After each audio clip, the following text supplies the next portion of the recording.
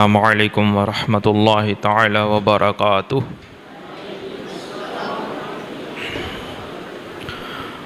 الحمد للہ وکفی والصلاة والسلام علی محمد المصطفی وعلی آلہ واصحابہ الذین سعیدوا فی المعارج الحق والہدی وخلفاء ساداتنا ببکر الصدیق الاکبر وعمر الفاروق الاعظم وعثمان ذی النورین واسد اللہ الغالب علی المرتضی وابنہ الامام حسن المجتبی وشبتہ الامام حسین الشہید دافع الکرب والبلاء وابنہ الشیخ غوث الثقلین وغیث القونین حضرت سلطان سید شاہ محی الدین ابی محمد عبد القادر الحسن حسینی جیلی سیدنا غوث الورا و امام و سراج امتہ ابی حنیفۃ امام ائمۃ الہدی و امام اہل سنت والجماعت و مجددی لدینہ و شریعتہ سیدنا امام احمد رضا و ابن شیخ مفتی العظم محمد مصطفی رضا و ابنہ سیدی و مرشدی و سندی و ماوائی و ملجائی و کنز و ذخر فی الدارین وحجتی فی الشریعت والطریقت والحقیقت والمعرفت سیدنا مفتی محمد اختر رضا وعلی جميع اہل السنت والجماعت دائما ابدا اما بعد فاعوذ باللہ من الشیطان الرجیم بسم اللہ الرحمن الرحیم الا ان اولیاء اللہ لا خوف علیہم ولا هم يحزنون الذین آمنوا وکانوا یتقون آمنت باللہ صدق اللہ مولانا العظیم ان اللہ وملائکتہ یصلون علی النبی یا ایہا الذین آمنوا صلوا علیہ وسلموا تسلیما اللہم صل علی سیدنا وحبیبنا ونبینا وشفیعنا ومالکنا ومولانا محمد معدن الجود والکرم وآلہ وبارک وسلم۔ ربیع الاخر شریف 11ویں شریف کی نسبت سے یہ ہماری تیسری محفل ہے۔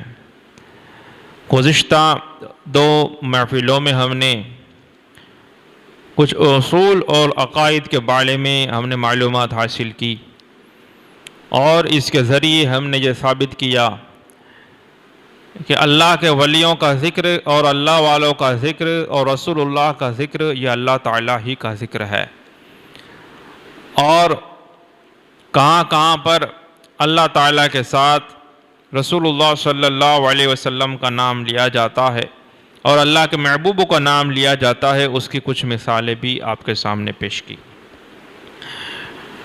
اللہ تعالیٰ ہمارے اور آپ کے عقیدوں کو صحیح و سلامت رکھے۔ آج اس سے اگلی باتیں ہم پیش کرتے ہیں۔ ویسے تو ہونا یہ چاہیے کہ حضور سیدنا شیخ غوث اعظم رضی اللہ تبارک و تعالی عنہ وارضا عنا کی نسبت سے جو ہماری محفلیں سجائی جاتی ہیں اس میں آپ کے جو بیان تھے وہی کیے جائیں، آپ جو واعظ فرماتے تھے وہی کیے جائیں، اور آپ نے جو کتابیں لکھی ہیں اسی سے بات کی جائے۔ لیکن یہ بہت ہائی لیول، تھوڑا نہیں بہت زیادہ ہائی لیول کی باتیں ہوتی ہیں وہاں پر، اور ہم جس دور میں ہیں وہاں پہ یہ حقیقت ہے کہ یہاں پہ جو بنیادی باتیں ہوتی ہیں جس کو آپ بیسک باتیں کہہ سکتے ہو، اس میں بھی اتنے ساری گمراہی اور جہالت پائی جاتی ہے، تو پہلے بنیاد کو سیدھا کرنے کی ضرورت پڑ رہی۔ اسی لیے ہم نے 2 بیان رد وہابیہ کیا، آج تیسرا بیان ہم کریں گے۔ پہلے 2 بیان میں تو بد مذہبوں کا رد ہوا اور جو خبیث لوگ ہیں ان کا رد ہوا، رد وہابیہ ہوا، اور اہل سنت و جماعت کے عقیدے کو ہم نے ثابت کیا، اس پہ ہم بحث کی۔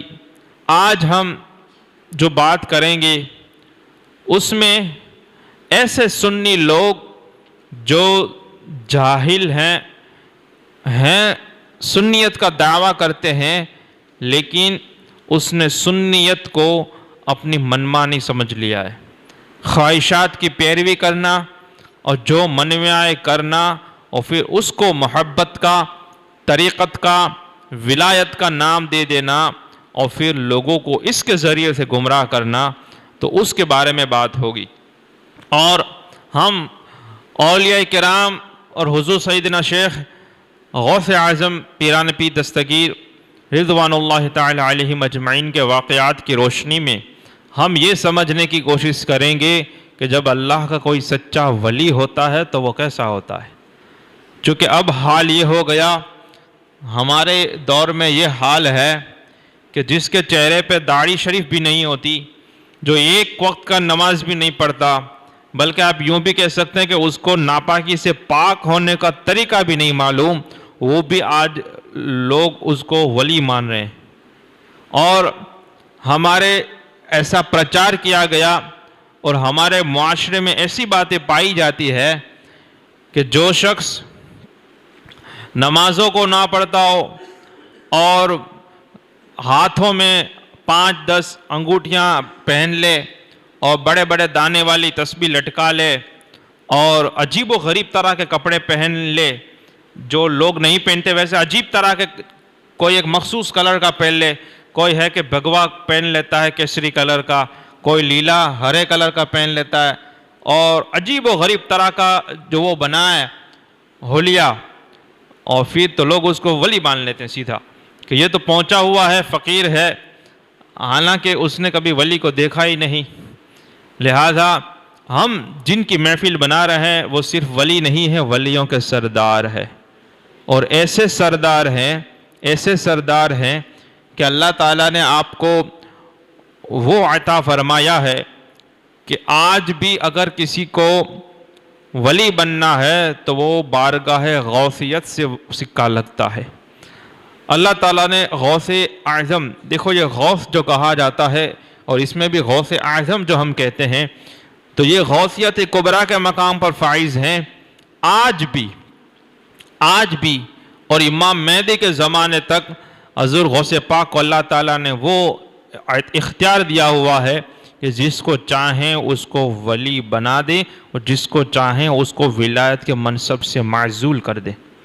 یہ ان کو اللہ تعالیٰ نے اختیار دیا ہوا تھا، ان کے زمانے سے لے کر ابھی تک انہی کا دورہ ہے، دور ہے شاہ تیرا، یہ انہی کا سکہ چل رہا ہے ابھی۔ تو خیر، تو ہم یہ سمجھیں گے کہ ولیوں کا جو سردار ہوتا ہے یا جو ولی ہوتے ہیں وہ کیسے ہوتے ہیں، اور اس سے ہمیں پتہ چلے گا کہ صحیح معنوں میں ولی کون ہوتا ہے اور یہ گمراہ کون ہوتا ہے۔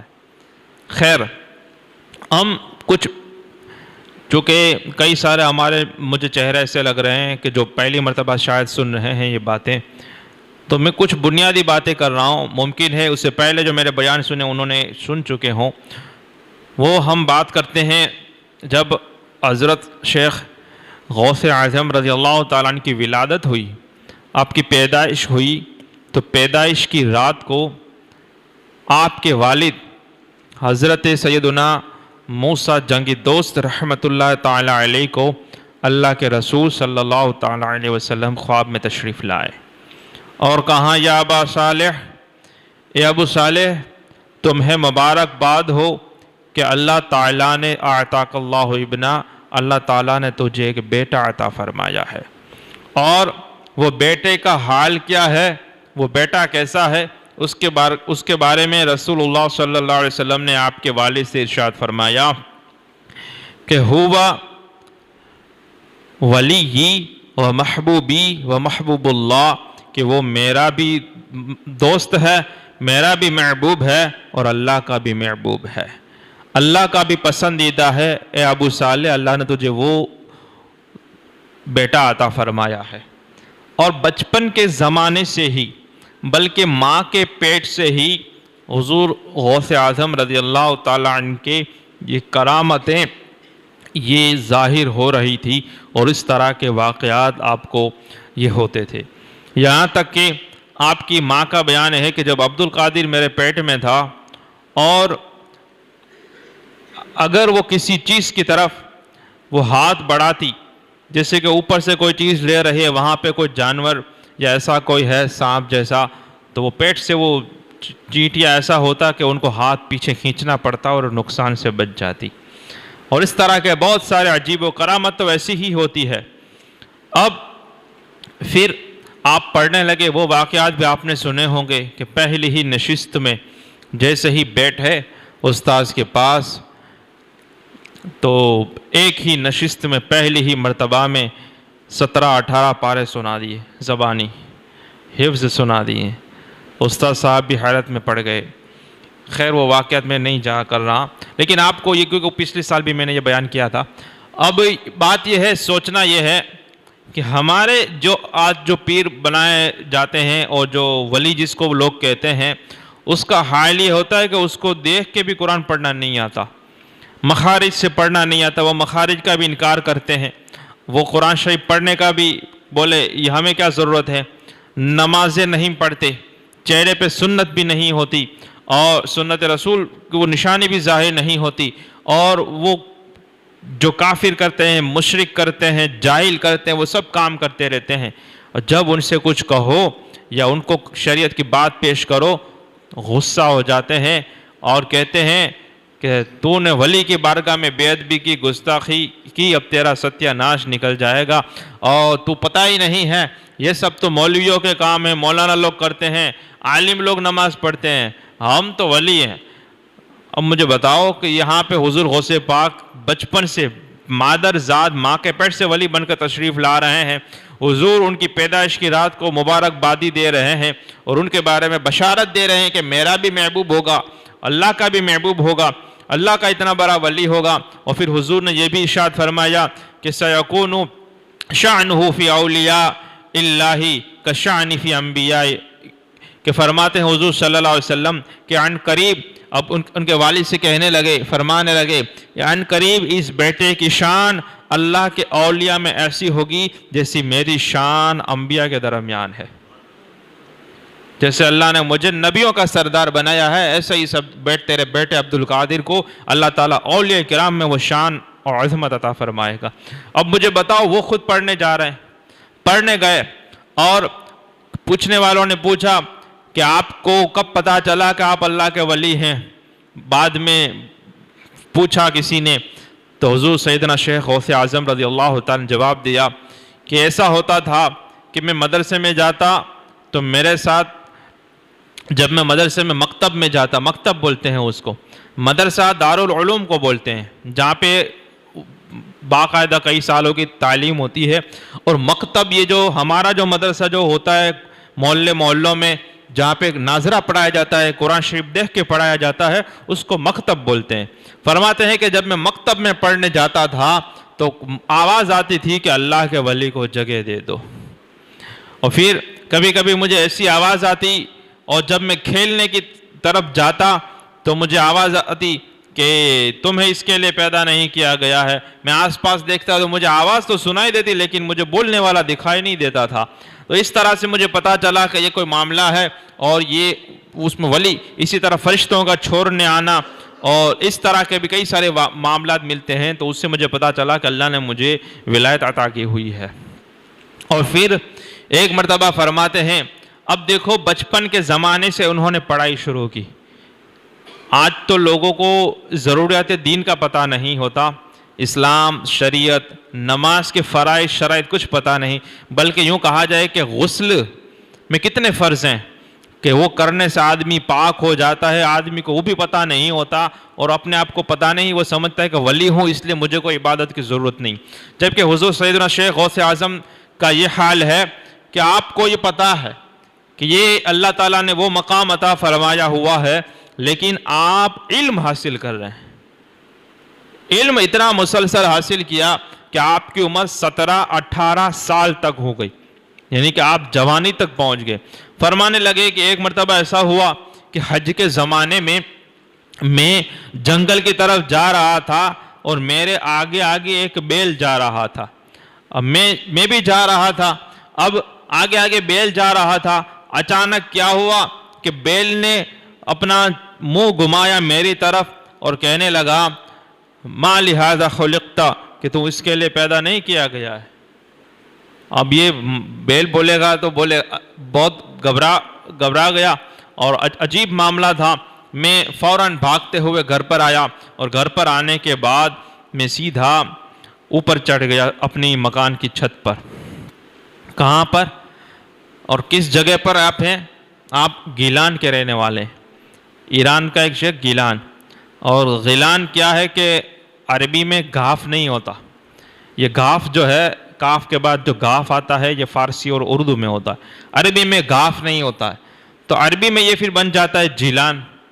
اسی لیے آپ کو گیلانی بھی کہتے ہیں اور جیلانی بھی کہتے ہیں. تو یہ آپ اپنے ایران ہے. ایران کہاں پر آپ نقشے میں دیکھ لیں. ایران کس طرف آیا؟ ایران کے بعد آتا ہے عراق. یہاں سے افغانستان، افغانستان کے بعد ایران آتا ہے، اس کے بعد عراق آتا ہے، اس کے بعد عرب آتا ہے، سعودی عرب. فرماتے ہیں میں اپنے مکان کی چھت پہ گیلان میں چڑھ گیا. جب میں چھت پر چڑھ کے نظر دوڑائی تو میں نے اپنے مکان کی چھت سے عرفات کا میدان دیکھ لیا اور عرفات کے میدان میں حاجیوں کو دیکھ لیا. آج تو یہاں پر چشمے کے ساتھ بھی کسی کو کچھ نظر نہیں آتا اور اپنے آپ کو کہتا ہے کہ کرامت والا ہوں. خود کہ کرامت کا حال یہ ہوتا ہے. لیکن یہ دیکھو کیا ہو رہا ہے.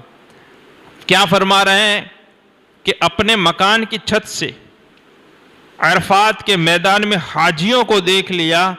کرامت ہوئی کہ نہیں ہوئی؟ کرامت کسے کہتے ہیں وہ بھی آپ سمجھ لیں، اچھے سے آپ کو سمجھ پڑ جائے. کرامت کی ڈیفینیشن اور ویاکھیا کیا ہے؟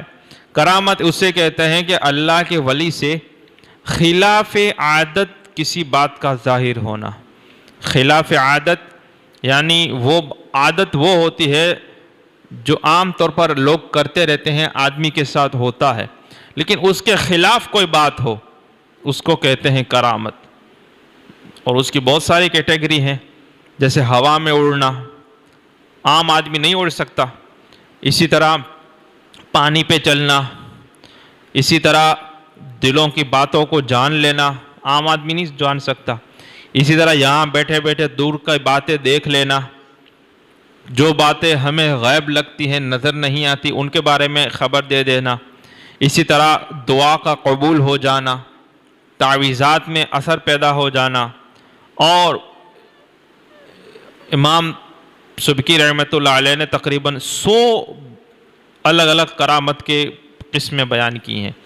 اب یہاں پر وہ ہوتی ہی خلاف عادت بات ہے. آپ کو یہ بھی بتاتا چلوں کہ آج ہمارے زمانے میں جو یہ غیر مقلدیت اور یہ سب جو لوگ نکلے ہیں، وہ کرامت کا انکار کرتے ہیں، وہ ہنستے ہیں، وہ کہتے ہیں ایسا تھوڑی ہوتا ہے، ایسا تو.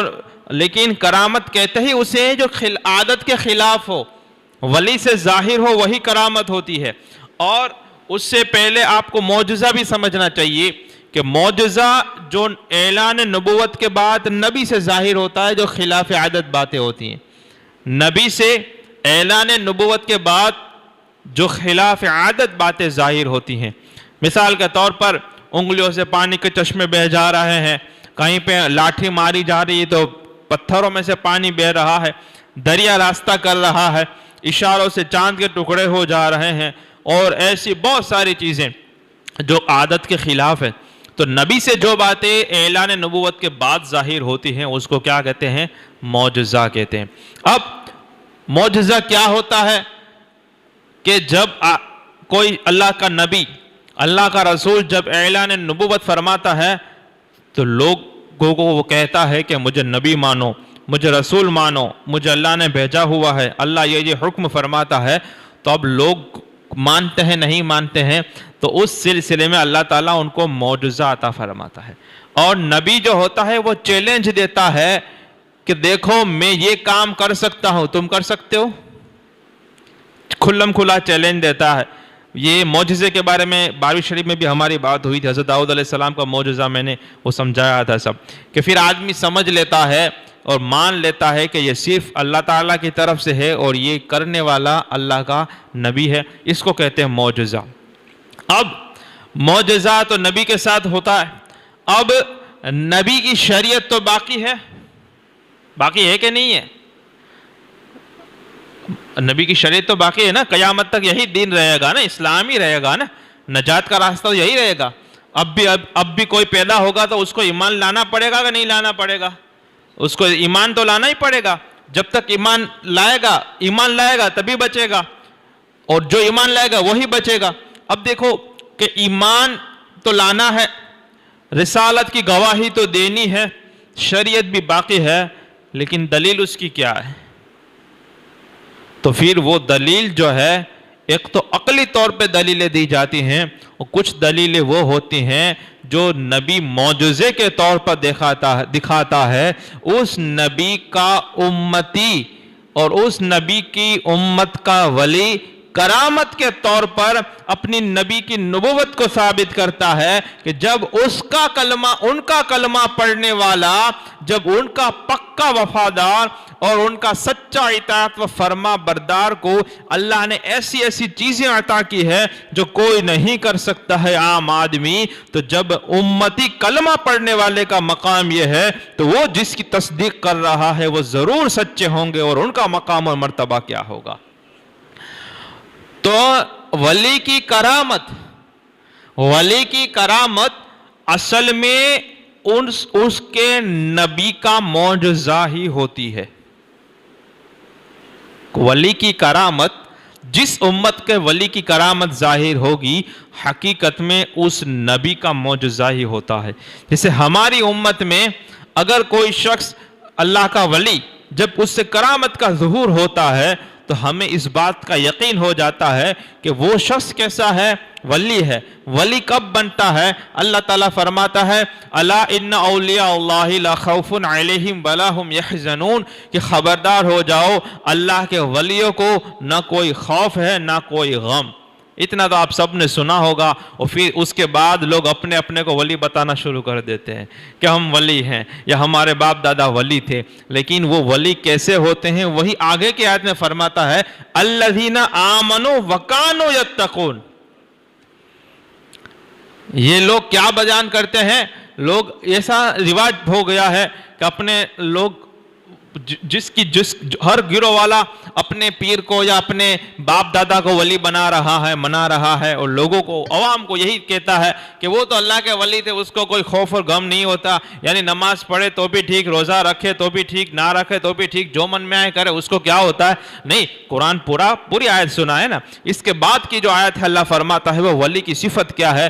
الذین آمنوا وکانوا یتقون، وہ ایمان میں پختہ ہوتے ہیں، اور وکانوا یتقون، اور اللہ سے تقوی رکھنے والے ہوتے ہیں، وہ خوف خدا والے ہوتے ہیں۔ اور خوف خدا کا حال کیا ہوتا ہے ان کا؟ اور ان کا حال یہ ہوتا ہے کہ فرض کی پابندی کرنا، واجب کی پابندی کرنا، وہ تو ہر مسلمان کے لیے ضروری ہے۔ فرائض اور واجبات کی پابندی تو ہر مسلمان کے لیے ضروری ہے، لیکن ولی ہوتا ہے ان سے سنت موقدہ، کیا سنت مستحبات بھی ان سے نہیں چھوٹتے۔ اور حرام سے تو ہر مسلمان کو بچنا ضروری ہے، حرام سے تو ہر کسی سے بچنا ضروری ہے۔ اور نیک لوگ ہوتے ہیں وہ مکروہ تحریمی سے بھی بچتے ہیں، مکروہ تنزیہی سے بھی پرہیز کی کوشش کرتے ہیں، لیکن اللہ کے ولی جو ہوتے ہیں وہ تو متشابہ چیزوں سے بھی بچتے ہیں۔ تو شک والی چیزیں ہوتی ہیں جو حرام نہیں ہوتی، مکروہ بھی نہیں کہا جاتا، لیکن صرف ایک شبہ کے طور پر، بلکہ بات اس سے بھی آگے کی ہوتی ہے، وہ اس سے بھی بچتے ہیں، ولی وہ ہوتے ہیں۔ ہمارے سلسلے کے بزرگ حضرت سیدنا شیخ ابو بکر شبلی رحمت اللہ تعالی علیہ کا جب آخری زمانہ تھا، آپ کو بہت دقت ہو رہی تھی اپنے آپ سے کام کرنے میں، جب نماز کا وقت ہوتا تو آپ کو ایک شخص نے وضو کرایا، آپ کے خادم ہوتے، مرید ہوتے۔ اب وہ شیخ ابو بکر شبلی حضرت جنید بغدادی رضی اللہ تعالیٰ عنہ کے مرید اور خلیفہ ہیں، اور ہمارے سلسلے کے یہ زبردست عظیم بزرگ ہیں۔ تو آپ کو جب وضو کرایا گیا، اب وضو کرانے والے نے سب وضو کرا دیا، پھر جب وہ آگے بڑھا چہرہ دھونے کے بعد ہاتھ دھونے کی طرف، تو شیخ ابو بکر شبلی، چونکہ وہ کمزوری اتنی تھی کہ وہ خود سے نہیں کر سکتے تھے، انہوں نے کہا کہ داڑھی میں خلال تو کراؤ۔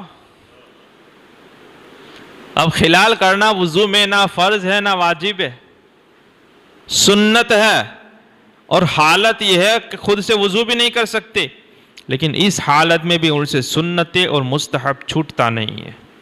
اعلیٰ حضرت کے بیان میں بھی آپ نے سنا ہوگا کہ آپ کو آخر میں یہ تھا کہ آپ چل کے نہیں جا سکتے تھے، تو کرسی پر آپ کو اٹھایا جاتا تھا اور آپ کرسی کے ذریعے جماعت سے نماز پڑھنے کے لیے حاضر ہوتے تھے، کرسی کے ذریعے۔ اور ایک مرتبہ یہ بھی آپ نے سنا کہ امام احمد رضا خان رضی اللہ تعالیٰ عنہ کہ جب کوئی شخص حاضر نہیں تھا اور اذان ہو گئی، نماز کا وقت ہونے لگا، تو آپ چل نہیں سکتے تھے، اٹھ نہیں سکتے تھے، آپ نے گھسیٹنا شروع کر دیا، یہاں تک کہ گھر کے فاٹک تک پہنچ گئے، گھسیٹتے گھسیٹتے۔ کس کے لیے؟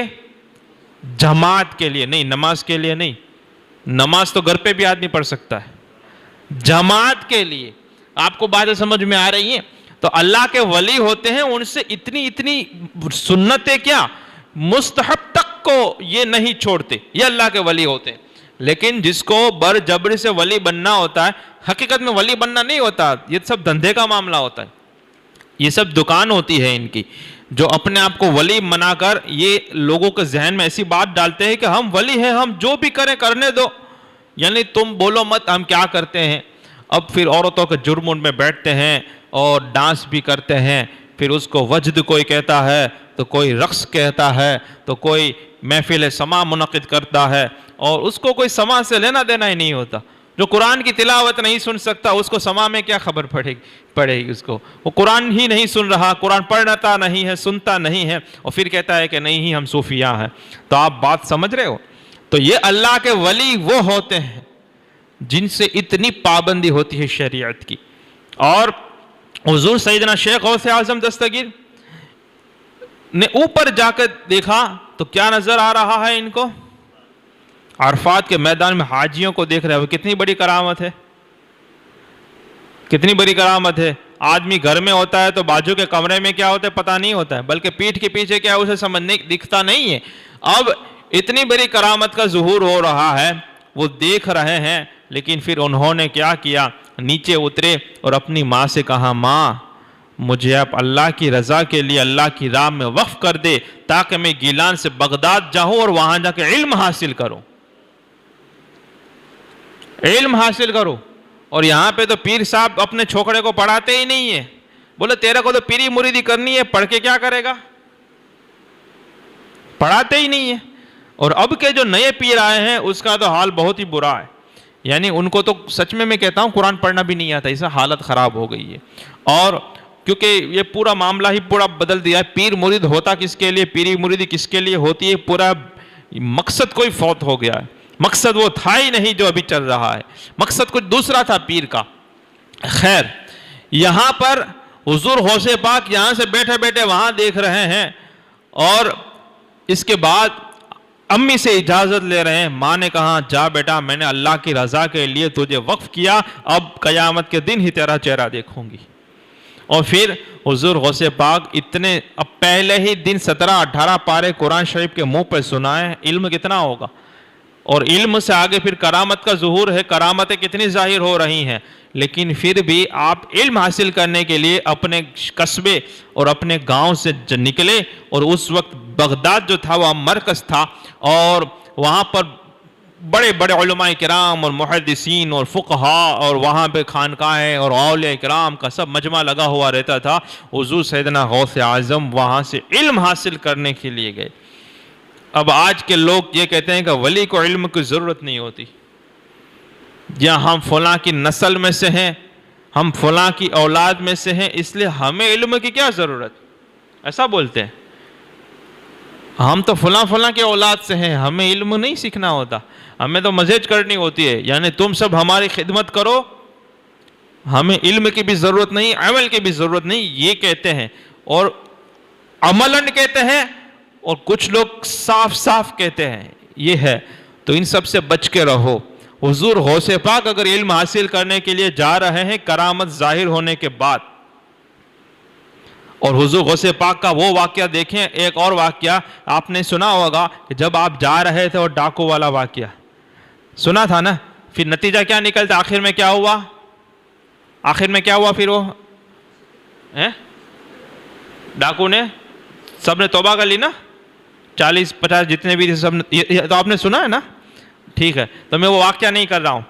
اب حضور غوث پاک کا عالم یہ ہے، ابھی علم کے حاصل کرنے کے لیے بغداد میں جانے رستے میں ہیں، اور آپ کو اللہ نے کتنی عزت عطا فرمائی، کتنا مقام عطا فرمایا کہ یہ جو ڈاکو جو برسوں سے یہ سب لوٹ مار کر رہے تھے، انہوں نے توبہ کر لی اور ولایت پہ فائز ہو گئے، ولی بھی بن گئے.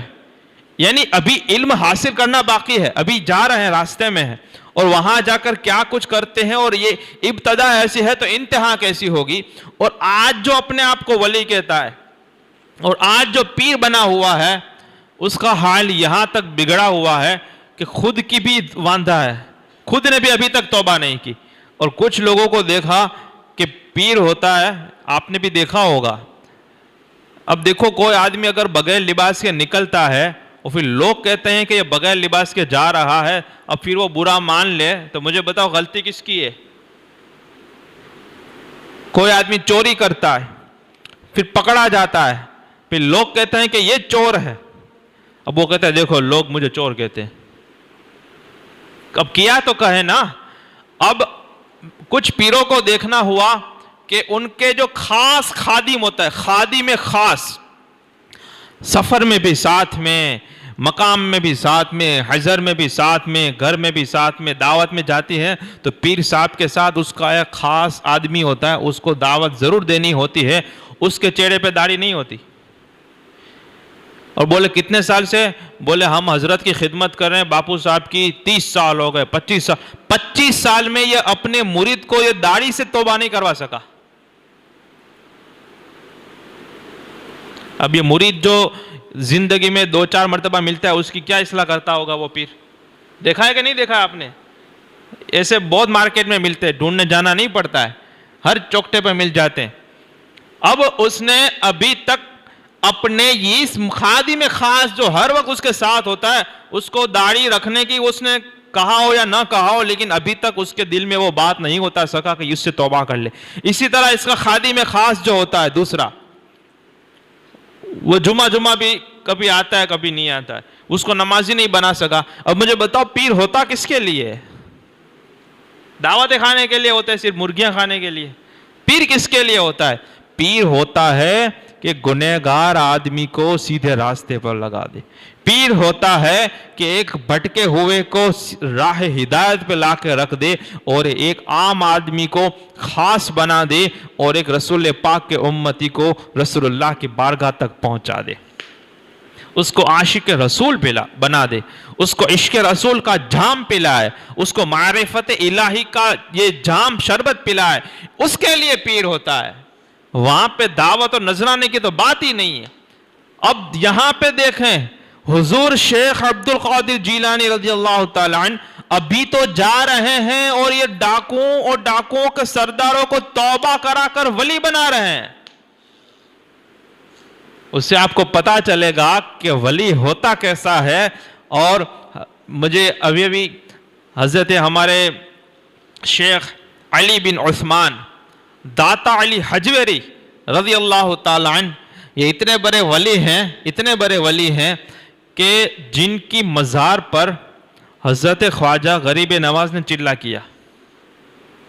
جب حضرت خواجہ غریب نواز رضی اللہ تعالیٰ عنہ سنجر سے چلے اور مدینہ شریف سے آپ کو حکم ہوا کہ ہندوستان جانا ہے، تو یہاں سے اجمیر آتے ہوئے لاہور میں حضرت داتا علی حجویری رضی اللہ تعالیٰ عنہ کے مزار آپ ویسا پردہ فرما چکے تھے. یہ حضور غوث پاک کے کچھ سال اور امام غزالی سے بھی کچھ پہلے کے یہ بزرگ ہیں، ان سے پہلے یہ پردہ فرما چکے تھے. تو حضرت خواجہ غریب نواز نے وہاں پہ چلہ فرمایا ہے، وہاں پہ آپ نے وقت دیا ہے. چلہ 40 دن کا ایک چلہ ہوتا ہے، وہاں پہ آپ نے چلہ فرمایا. کتنے چلے فرمائے وہ تو مجھے ابھی یاد نہیں آ رہا ہے، لیکن چلہ ضرور فرمایا. اور حضرت خواجہ غریب نواز کا حضرت داتا علی حجویری کے بارے میں کہنا یہ ہے، غریب نواز پوری دنیا ان کو غریب نواز کہتی ہے. خواجہ غریب نواز معین الدین چشتی اجمیری رضی اللہ تعالیٰ کو پوری دنیا ان کو غریب نواز کہتی ہے، یعنی غریبوں کو نوازنے والے. وہ یہ علی بن عثمان حجویری رضی اللہ تعالیٰ کے بارے میں کہتے ہیں کہ یہ کون ہے، تو فرماتے ہیں کہ یہ داتا ہیں، وہ دینے والے ہیں. اور انہوں نے ایک شعر لکھا جو آج بھی آپ کے مزار پر جو لکھا ہوا ہے کہ کہ مخدوم امم سلطان جہاں ناقی سارا پیر کامل کامل لالا رہنما. اب مجھے بتاؤ کہ وہ کیسے داتا ہوں گے کہ غریب نواز ان کو داتا کہہ رہے ہیں؟ بولے بہت دینے والے ہیں. داتا یعنی کہ جو بہت زیادہ سخی ہو. اب اتنا سخی ہے کہ وہ اتنا کچھ دے رہا ہے. اب وہ داتا علی حجویری رحمۃ اللہ علیہ نے انہوں نے اپنی کتاب کشف المحجوب شریف میں اس بات کو لکھا ہوا ہے. آپ نے ایسے جو ولی بے دین جو شریعت پر عمل نہیں کرتے اور دین کا دھیان نہیں رکھتے اور جو من میں آتے ہیں موج مزہ کرتے ہیں اور پھر اس کو ولایت اور حقیقت اور معرفت کا نام دیتے ہیں, طریقت کا نام دیتے ہیں اور کہتے ہیں کہ یہ نماز روزے اور یہ جو عبادتیں ہیں وہ سیڑھی ہے, یہ پہنچنے کے راستے ہیں اور ہم پہنچ گئے تو ہمیں سیڑھی کی ضرورت نہیں ہے, ہم تو اوپر پہنچ گئے, اللہ تک پہنچ گئے ہیں. وہ ان کے بارے میں داتا علی حجویری رحمۃ اللہ علیہ نے اپنی کتاب شریف میں لکھا ہے کہ یہ ولی ضرور ہیں لیکن اللہ کے ولی نہیں ہے, شیطان کے ولی ہے. انہوں نے لکھا ہے, میں نے خود پڑھا, ولی شیطان ہے. یعنی ولی کا مطلب ہوتا ہے دوست. بولے یہ اللہ کے دوست نہیں ہے, شیطان کے دوست ہے. آئی بات سمجھ میں؟ تو ایسے جو لوگ ہوتے ہیں جو چہروں سے بھی نہ مسلمان لگتے ہیں نہ عمل سے لگتے ہیں, شریعت کی بات کرو تو ان کی آنکھیں لال ہو جاتی ہیں. یہ مسئلے مسائل کی بات ہمارے سامنے نہیں کرنے کی, تو سمجھ جانا کہ یہ اللہ کا ولی نہیں ہے. سمجھ گئے آپ؟ خیر, یہاں پہ حضور غوث پاک کو دیکھیں. حضور غوث پاک کا حال یہ ہے کہ اتنے لوگوں کو توبہ کروا رہے ہیں لیکن جا کہاں رہے ہیں؟ علم حاصل کرنے کے لیے, پڑھنے کے لیے جا رہے ہیں. اور پھر آپ کی بارے میں ایک کل واقعات بھی آپ نے سنا کہ وہ کس طرح سے وہ زیارت کے لیے ایک غوث کی بارگاہ میں آپ گئے ہوئے تھے, اور اس طرح کے بہت سارے دوسرے واقعات بھی طالب علم کے زمانے بھی ہوتے تھے. اور آپ نے بہت ہی محنت کے ساتھ لگن کے ساتھ پڑھا, اتنے مجاہدات کیے, ریاضتیں کی کہ آپ بات ہی جانے دیں. اللہ نے چاہا تو مختلف واقعات ہم سنیں گے, لیکن ان باتوں کو آپ سمجھیں کہ حضور غوث پاک جیسے ولی ہیں, ولیوں کے سردار ہیں, تو آج بھی اگر کوئی ولی بنے گا تو ان کے جیسا تو نہیں کر سکتا لیکن کچھ نہ کچھ ان کی جھلک ضرور نظر آئے گی. اور آدمی کو دیکھنے والے کو پتہ چلے گا کہ یہ آدمی اگر ایسا ہے تو یہ جن کا مرید ہے تو اس غوث پاک کی شان اور مقام کیا ہوگا, اور یہ جن کا امت ہے وہ رسول اعظم صلی اللہ علیہ وسلم کا شان کیسی ہوگی. اللہ کے ولیوں کو پہچاننا مشکل ہے. یہ بھی کچھ باتیں آپ کو پیش کر دوں کہ اللہ کو پہچاننا آسان ہے, اللہ کے ولی کو پہچاننا مشکل ہے. اللہ کو پہچاننا کیسے آسان ہے؟ جیسے نشانیوں سے سورج اگا ہمیں اللہ کی پہچان ہو جاتی ہے, بارش برستی ہے, ہوا چلتی ہے, ہماری سانسیں چلتی ہے, کسی کی پیدائش ہوتی ہے, کسی کا انتقال ہوتا ہے, ہم بیمار پڑتے ہیں, ہمیں شفا ملتی ہے, ہمیں اللہ کی معرفت ہوتی ہے, ہمیں اللہ کی پہچان ہوتی ہے کہ یہ سب کون کر رہا ہے. ہمیں روزی ملتی ہے تو ہم پہچان لیتے ہیں کہ یہ تو اللہ تعالیٰ دے رہا ہے. آئی بات سمجھ میں؟ تو اللہ کو آدمی پہچان لیتا ہے لیکن اللہ کے ولی کو پہچاننا مشکل ہوتا ہے. کیوں کیسے مشکل ہوتا ہے؟ کیونکہ ایک تو وہ ہمارے جیسا دکھنے میں ہوتا ہے, کھاتا پیتا ہماری طرح ہے, ہمارے ساتھ بیٹھتا اٹھتا ہے, وہ بھی بیمار پڑتا ہے, وہ بھی شادی بیاہ کرتا ہے. اب ہمارے اس کے ساتھ زندگی نکل جاتی ہے, ہمیں پہچان ہی نہیں ہوتی کہ اللہ کا ولی ہے. جبکہ نبی کا معاملہ, نبی بھی یہ سب کام کرتا ہے جو انسان کرتے ہیں دوسرے عام طور پر عادت کے فطری طور پر, لیکن نبی اور ولی میں ایک فرق یہ ہوتا ہے کہ نبی کو, رسول کو یہ حکم ہوتا ہے کہ اپنی نبوت کا اعلان کرے, تو وہ لوگوں کو علل اعلان کہتا ہے کہ میں اللہ کا نبی ہوں, مجھے نبی مانو. اور جو مانتا ہے وہی کامیاب ہوتا ہے. لیکن ولی یہ نہیں کہتا کہ میں اللہ کا ولی ہوں, مجھے ولی مانو. تو نبی کا رسول جو ہوتا ہے اس کا تعلق اظہار سے ہوتا ہے, وہ ظاہر کرتا ہے, جبکہ ولی اپنے آپ کو چھپاتا ہے, یہ پوشیدہ رکھتا ہے اپنے آپ کو, وہ پہچان کرنے نہیں دیتا ہے.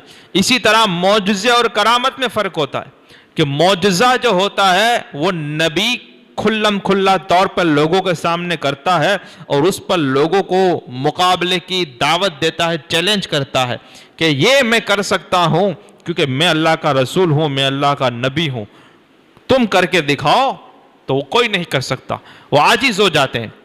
جبکہ ولی جو کرتا ہے تو وہ کہتا نہیں ہے کہ میں کرامت دکھا رہا ہوں مجھے اللہ کا ولی مانو، بلکہ ولی اپنے کرامت کو اس طرح سے چھپاتے ہیں جیسے عورت اپنے خون کو چھپاتی ہے، اتنا وہ چھپا چھپا کے رکھتے ہیں۔ وہ اسی لیے آج کل جو یہ نئے نئے لوگ ہیں جو ایسے ایسے کام کرتے ہیں، وہ تو کرامت کا پرچار کرتے ہیں، اس کے چمچے رکھے ہوئے ہوتے ہیں، پکڑ پکڑ کے ہوتے ہیں، ہمارے پیر صاحب کا یہ کرامت وہ کرامت، وہ خود بتاتا ہے، خود کہتا ہے وہ کرامت تو میری بتاؤ، وہ کرامت تو لوگوں کو سناؤ، وہ خود کہتا ہے۔ جبکہ ولیوں کے بارے میں یہ حال ہوتا ہے کہ وہ اپنی کرامتوں کو ایسے چھپاتے ہیں جیسے عورت اپنے خون کو چھپاتی ہے، وہ چھپا کے رکھتے ہیں۔ ولی اپنی ولایت کو بھی چھپا کے رکھتے ہیں۔ اب اس میں سے کچھ ولی وہ ہوتے ہیں جن کو اللہ تعالیٰ ظاہر فرماتا ہے، اور کچھ ولی کی کرامتوں کو بھی اللہ تعالیٰ ظاہر فرماتا ہے جو ہمیں کرامت ظاہر ہو جاتی ہیں۔ اسی لیے ہم یہ کہتے ہیں کہ کرامت ظاہر ہو گئی، لفظوں پہ دھیان دیں، کرامت ظاہر ہو گئی، جبکہ ایسا نہیں کہتے کہ معجزہ ظاہر ہو گیا، ایسا کہتے کہ معجزہ دکھایا گیا اور کرامت ظاہر ہو گئی۔ یعنی اللہ تعالیٰ چاہتا ہے جس ولی کے بارے میں کہ اس کی شان اور عظمت کو لوگ پہچانے تو وہ لوگوں میں اس کو مشہور کر دیتا ہے، لوگوں میں ظاہر کر دیتا ہے، اس کی کرامتوں کو ظاہر کر دیتا ہے۔ پھر سب کرامتیں ظاہر بھی نہیں ہوتی، کچھ کچھ ہوتی ہیں۔ جیسے ابھی ہم جتنے بھی اولیاء کرام کو جانتے ہیں تو یہ مت سمجھو کہ صرف اتنے ہی اولیاء کرام ہیں۔ یہی داتا علی صاحب رحمۃ اللہ علیہ نے اپنی کتاب شریف میں لکھا ہے کہ اللہ کے 4000 اولیاء ہیں، یہ ہر زمانے میں 4000 اللہ کے ولی ہوتے ہیں۔ اور ایک اور بھی آپ نے سنا ہوگا کہ جہاں 40 نیک مسلمان ہو جائیں وہاں پر بھی اللہ کا ایک ولی ہوتا ہے۔ کچھ لوگ یہاں پہ 40 مسلمانوں کو سمجھتے اب چرسی گنجری سب جمع ہے، بولے 40 لوگ جمع ہو گئے وہاں پہ اللہ کا ولی ہو۔ ارے یہاں ایسو کے بیچ میں اللہ کا ولی نہیں ہوتا، 40 نیک مسلمان۔ اور نیک مسلمان کون ہوتے ہیں؟ جو حرام سے بچتے ہو۔ اب نماز فرض ہے، فرض کو چھوڑنا کیا ہے؟ حرام ہے، اس سے بچتے ہوں، ظاہری طور پر لوگوں کے سامنے کھلم کھلا گناہ نہ کرتے ہوں، اس کو نیک بولتے ہیں۔ جو فرائض واجبات کی پابندی کرتے ہو اور حرام سے بچو، اس میں یہ سب بھی آ جاتا ہے کہ وہ فرائض کی پابندی ہوتی ہے، واجبات کی پابندی ہوتی ہے، حرام سے بچتے ہیں، گناہ سے بچتے ہیں، لوگوں کے سامنے کھلم کھلا گناہ نہیں کرتے، اس کو نیک بولتے ہیں۔ تو ایسے 40 میں ایک اللہ کا ولی ہوتا ہے۔ اب دنیا میں کروڑوں مسلمان ہیں تو کتنے اللہ کے ولی ہوئے؟ تو یہ 4000 اولیاء تو وہ ہوتے ہیں 4000 کہ ان کے بارے میں لوگوں کو پتہ نہیں ہوتا، لیکن کئی ان کو خود کو بھی پتہ نہیں ہوتا کہ وہ اللہ کے ولی ہیں۔ ایسے بھی اللہ کے ولی ہوتے ہیں جن کو اپنی ولایت کا خود کو پتہ نہیں ہوتا، اور وہ ایک دوسرے کو پہچانتے بھی نہیں۔ جب خود کو ولی نہیں پہچان رہے تو دوسرے کو کیسے پہچانے کہ ولی ہے کہ نہیں ہے؟ اور ولی کے بارے میں ایک قاعدہ یہ بھی ہے کہ ولی کون ہوتا ہے، تو ولی کو کہتے ہیں کہ ولی کو ولی ہی پہچانتا ہے، کیونکہ یہ چھپے ہوئے ہوتے ہیں۔ اب دیکھو 4000 تو یہ ہو گئے کہ جو عام طور پر کسی کو پہچان میں بھی نہیں آتے، خود سے بھی پوشیدہ ہوتے ہیں اللہ کے ولی۔ اب اس کے سوا اور بھی ولی ہوتے ہیں جو ان کے سردار ہوتے ہیں اور ان کو اللہ کی بارگاہ میں ایک مقام ہوتا ہے۔ ایسے 300 اولیاء کرام ہر وقت ہوتے ہیں زمین پر۔ کتنے؟ 300 اللہ کے ولی ایسے ہوتے ہیں جو ایک دوسرے کو پہچانتے بھی ہیں اور یہ سب کچھ ہوتا ہے ان کے بیچ میں۔ 300 اولیاء کرام ہوتے ہیں، ان کو اخیار کہا جاتا ہے، ان سب کے نام بھی ہوتے ہیں۔ یہ 300 اولیاء کرام ہر زمانے میں ہر وقت ہوتے ہیں، یہ ان کو اخیار کہا جاتا ہے۔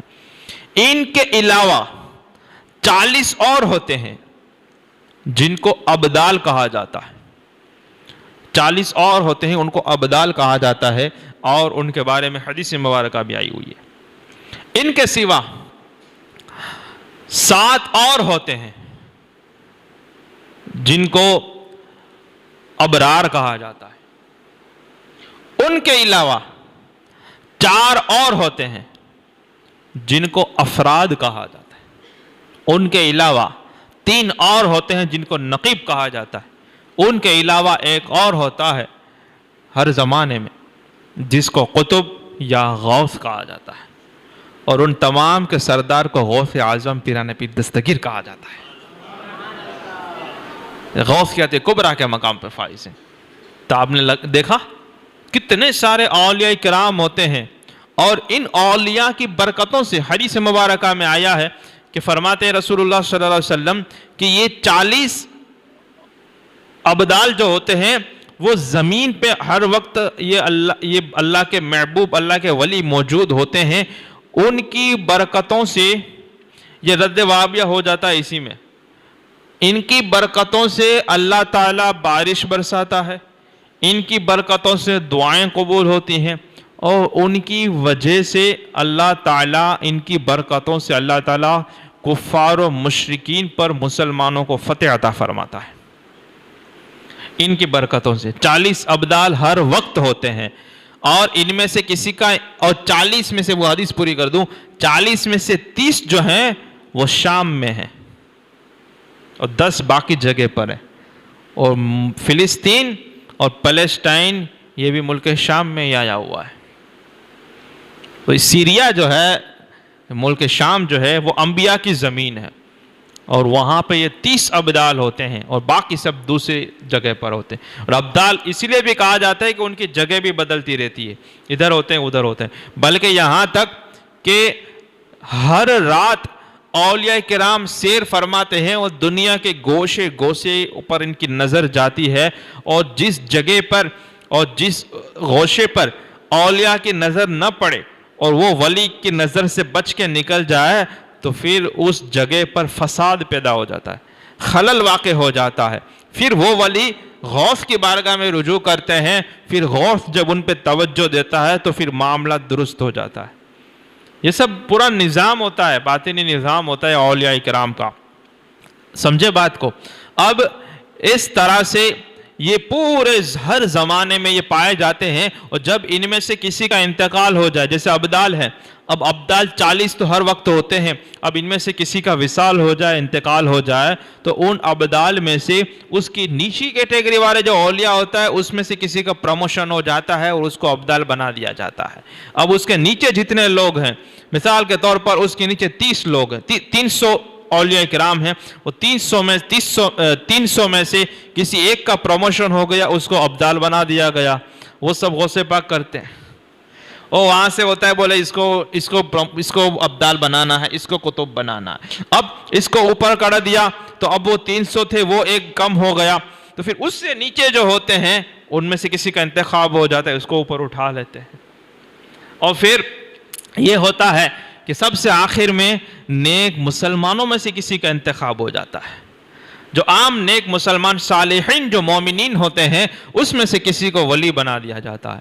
اس طرح سے یہ جو تعداد ہے وہ ہر وقت پوری کی پوری رہتی ہے، اور یہ پورا نظام چلتا رہتا ہے۔ اور پھر یہ تو ہے سسٹم، پھر اللہ کی رحمت کی تو کوئی انتہا نہیں، کہ فرماتا ہے کہ اللہ کی رحمت کو روکنے والا کوئی نہیں، اللہ کے عطا کو روکنے والا کوئی نہیں۔ تو کوئی ایسا بھی ہوتا ہے کہ بالکل نکما اور بظاہر ایک پورا سا وہ گنہگار آدمی ہوتا ہے، کبھی کبھی حضور غوث پاک کی توجہ اللہ کے حکم سے ہو جاتی ہے تو وہ اس چور نکمے کو، گنہگار کو اٹھا کر نیک ہی نہیں، ولی ہی نہیں، سیدھا قطب اور ابدال بنا دیتے ہیں۔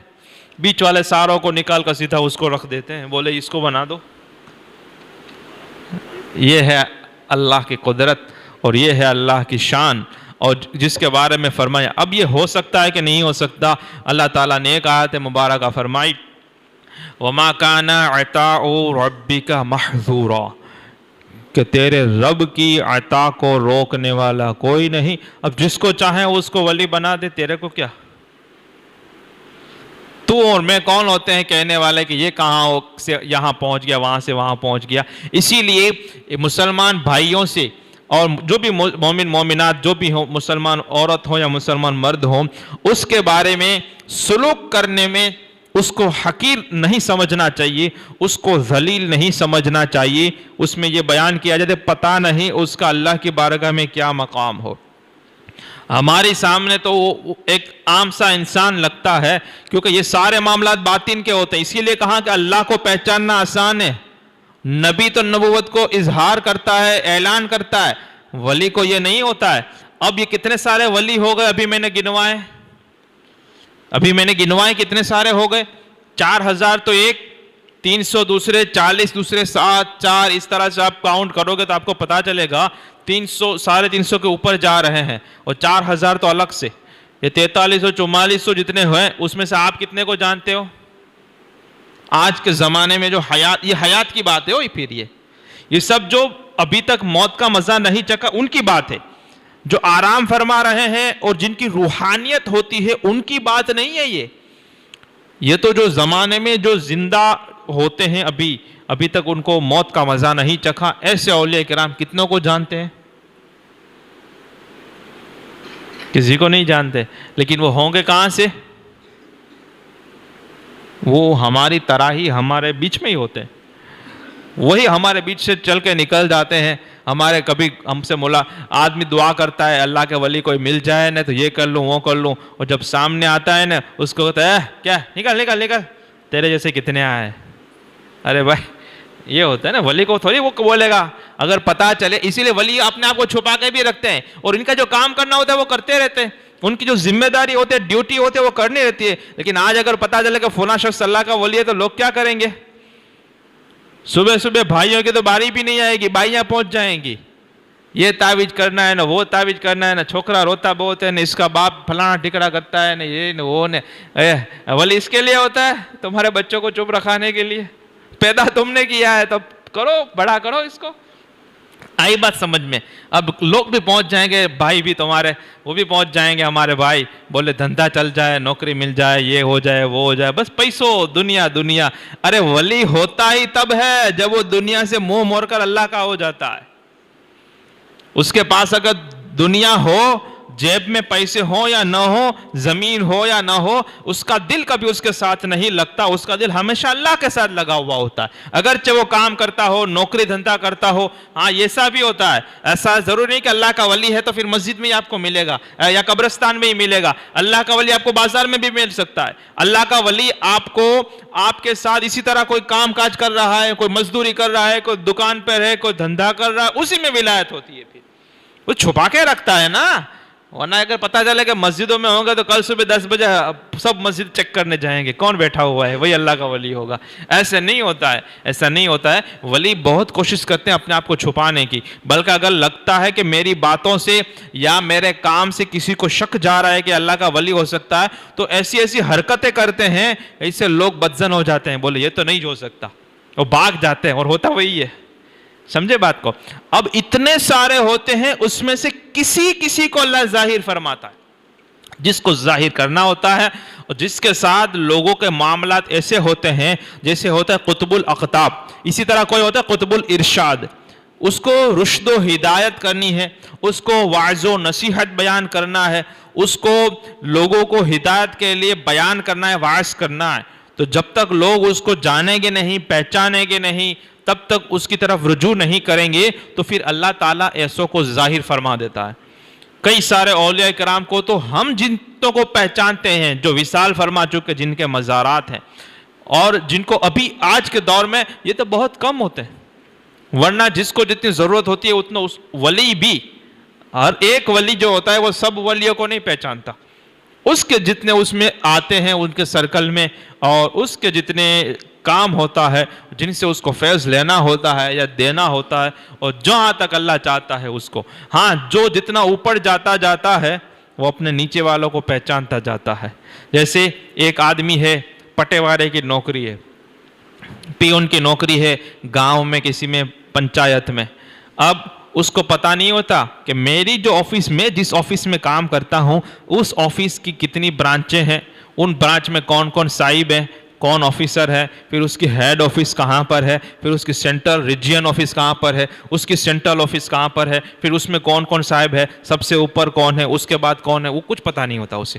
وہ اپنے آفس والے 2-4 لوگوں کو پہچانتا ہے، لیکن جیسے جیسے بڑھتا جاتا ہے تو اس کو پتہ چلتا جاتا ہے کہ یہ یہاں پر یہ ہے، یہاں پر یہ، یہاں پر ہے. آئی بات سمجھ میں؟ ایک یہ پورا الگ سے نظام ہوتا ہے، اور یہ چرسی بنگیرے لوگ بیٹھ جاتے ہیں. ولی کیا پتا ان کو ولایت کیا ہوتی ہے، ان کو کیا پتا، کیونکہ اس کا پہلا پگٹھیا ہے شریعت. اور شریعت ایسی چیز ہے کہ آدمی کہیں سے کہیں تک پہنچ جائیں. ایک آخری دلیل دے رہا ہوں جس میں شاید آپ کو ساری بات سمجھ میں آ جائے گی کہ کوئی کتنا ہی بڑا اللہ کا ولی ہو جائے، کتنا ہی بڑا اللہ کا ولی ہو جائے، اور کہاں سے کہاں تک پہنچ جائے، وہ کبھی بھی ایسی بات کرے گا ہی نہیں. لیکن آپ کو اگر کوئی گمراہ کرتا ہے کہ یہ نماز اور یہ سب داڑھی نے یہ سب میں کیا رکھا ہوا ہے، معاذ اللہ ہم پہنچ گئے، اب ہمیں ضرورت نہیں ہوتی. جب تک راستے میں آدمی ہوتا ہے، اللہ تک پہنچتا نہیں ہے، تب تک اسے عبادت کرنی چاہیے. مجھے بتاؤ کیا رسول اللہ سے زیادہ کوئی اللہ تک پہنچ سکتا ہے؟ تو کیا انہوں نے آخر تک نمازیں چھوڑی؟ انہوں نے آخر تک عبادتیں چھوڑی؟ نہیں چھوڑی نا. تو پھر تو کہاں سے یہ مسئلہ نکالا ہے کہ ہم پہنچ گئے؟ رسول اللہ تو آخری وقت تک یہی ان کا تو معاملہ رہا. اسی طرح سے یہ خلیفہ راشدہ کو دیکھ لیں، جو اتنے خلیفہ ہوئے ہیں، بعد میں حضرت ابوبکر صدیق، حضرت عمر ہے. صحابہ کرام کو دیکھ لیں، بعد کے اولیاء کرام کو دیکھ لیں. بزرگوں سے پاک کی زندگی پڑھیں کہ کیا انہوں نے کچھ سالوں کے بعد نمازیں وہ سب چھوڑ دی تھی کہ اب تو میں نہیں، معاذ اللہ ابھی جا رہے ہیں راستے میں، توبہ کروا رہے ہیں، تب بھی علم حاصل کرنے جا رہے ہیں. تو آئی بات سمجھ میں؟ تو اللہ تعالیٰ مجھے اور آپ کو سچا عقیدہ، صحیح عقیدہ نصیب فرمائے، اور ولیوں کی سچی پہچان اور سچی عقیدت، سچی محبت، سچی تعظیم کی اللہ تعالیٰ میں توفیق عطا فرمائے. السلام علیکم ورحمۃ اللہ.